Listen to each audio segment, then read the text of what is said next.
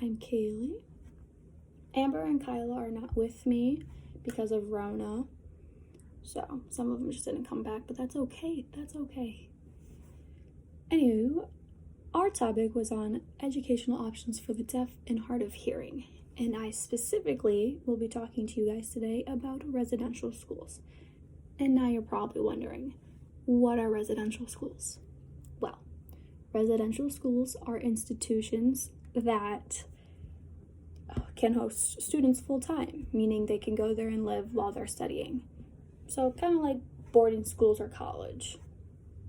And if they choose, they can commute to school if they live close by. That's always an option. And it's considered day school only, meaning they go for the day and leave, makes sense.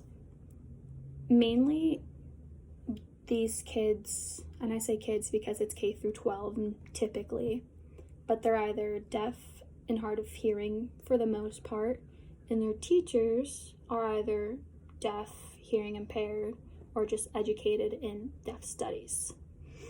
There are disadvantages though, and since they're away from home, you can get isolated. You'll feel sad because you're missing your family, you're not making friends. There's multiple reasons, but no one really handles being away from home that well. Well, some people don't. But also, it's expensive. Because think of it like college. College ain't cheap.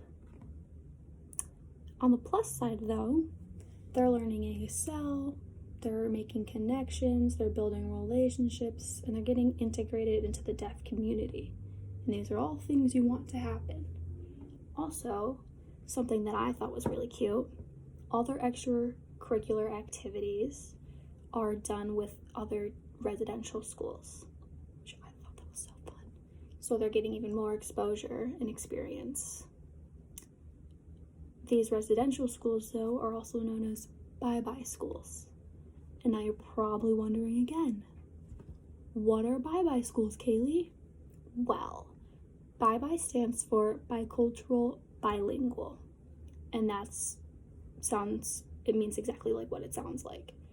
They're learning 2 languages and they're learning about 2 different cultures, English and ASL.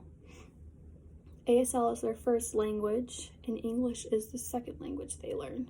And that's mainly used for reading and writing. And bye-bye schools are based on the idea that deaf children need a visual language, something they can see, because English is pretty hard to learn if you can't hear it. And that's totally reasonable. But other than that, that's residential schools in a nutshell, and I'm gonna let Amber and or Kyla take it away with the other 2 options you have for educational options. I almost said residential schools.